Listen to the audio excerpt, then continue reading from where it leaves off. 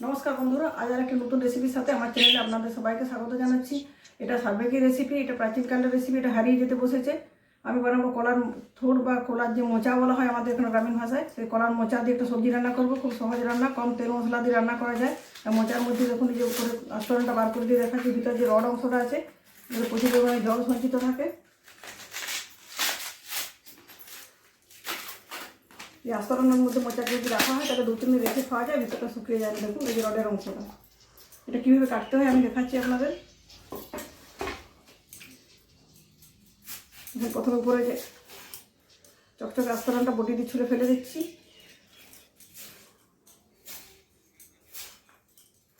তারপরে এইভাবে কাটবো, একটা আঙুল দিয়ে পেঁচিয়ে পেঁচিয়ে লোমস অংশটা যে চুলের মতো লাগছে এটা তুলে নিচ্ছি আমি। দেখুন মধ্যে কড়ার থোড় বা যেটা মাজা বলে আমাদের গ্রামীণ ভাষায়, সেটা কীভাবে গোল গোল চাকা চাকা করে কেটে নিচ্ছে। আঙুলের সাথে যে পেঁচিয়ে পেঁচিয়ে চুলের মতো অংশটা এটা কতটা বার হয়েছে দেখুন। এরপর ছোটো ছোটো টুকরো করে কেটে নিচ্ছে। এই যে বাটিতে দিয়েছি হলুদ জলের মধ্যে ফেলে দিচ্ছি, খুব ভালো মতো করে পরিষ্কার হয়ে যাবে।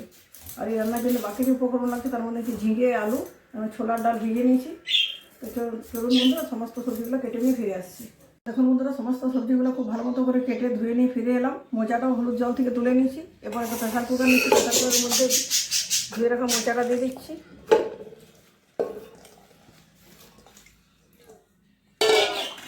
দিচ্ছি পরিমাণ মতো লবণ,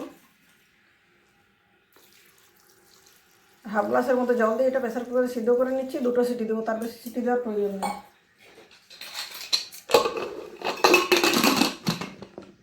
কড়ার থোড়টা 2টো সিটি দিয়ে সিদ্ধ করে নিচ্ছি। বাকি রান্নাটা করার জন্য কড়াইতে দিয়ে দিচ্ছি তেল। তেলটা গরম হয়ে গেছে, গরম তেলে দিয়ে দিচ্ছি 2টো শুকনো লঙ্কা, 2টো তেজপাতা আর কিছুটা পাঁচফোড়ন। এপাশে ভালো মতো করে ভেজে নিচ্ছি। খুব ভালো মতো ভাজা হয়ে গেছে, খুব সুন্দর একটা সুগন্ধ উঠছে। এই পর্যায়ে কেটে ধুয়ে রাখা আলুগুলো দিয়ে দিচ্ছি। আলুটা তেলে দেওয়ার পর 2-4 মিনিট খুব ভালো মতো করে কষিয়ে নিয়েছি। এরপর দিয়ে দিচ্ছি ভিজিয়ে রাখা ছোলার ডাল। ডালটা আলু থেকে দেওয়ার পর ভালো মতো করে ভেজে নিয়েছি। এরপর দিয়ে দিচ্ছি হলুদ গুঁড়ো হাফ চামচ, লাল লঙ্কার গুঁড়ো, সামান্য একটু লবণটা যদি আগে অ্যাড করেছি তো কম দিচ্ছি। আর 1 চামচ ধনে গুঁড়ো, 1 চামচ জিরে গুঁড়ো। ধনে গুঁড়োটা আর একটু বেশি করে দিয়ে দিচ্ছি। জিরে গুঁড়ো না দিচ্ছি ধনে গুঁড়ো করে রান্নাটা করা যায়। তো দিয়েছি কেটে রাখা ঝিঙে।